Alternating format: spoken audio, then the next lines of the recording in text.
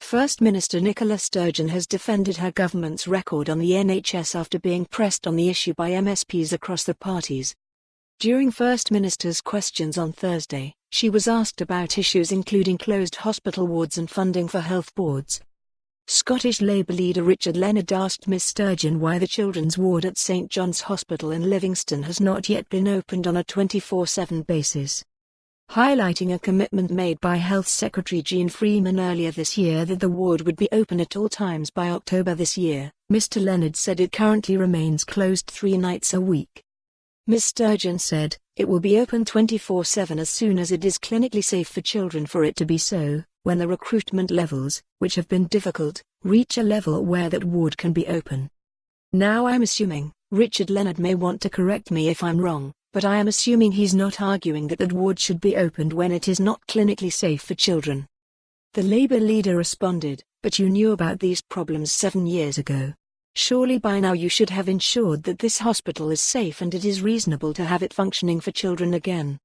Also referencing the new Royal Hospital for Sick Children in Edinburgh, which is now not due to open until next year over safety concerns, Mr Leonard added, "Does the First Minister not understand how angry parents and patients, including children, are over her government's failure to protect and deliver children's health services?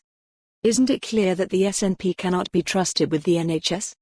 Meanwhile, Scottish Conservative MSPs Edward Mountain and Liam Kerr raised the issue of finances and services at NHS Highland and NHS Grampian respectively.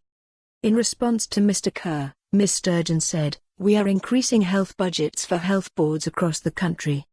And I would just again point to the Conservatives, as I frequently do when issues like spending on health, on education, on justice, or any other matter, are raised. If we followed the strictures and the recommendations of the Conservatives when it comes to setting our budgets, if we had prioritised tax cuts for the richest in our country, instead of extra funding for the National Health Service, our health service right now would have more than £500 million less in its budget than it currently does."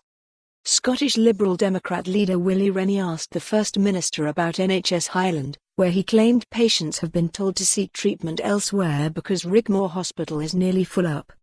He said, "After 12 years running our NHS, is the First Minister proud of that record?"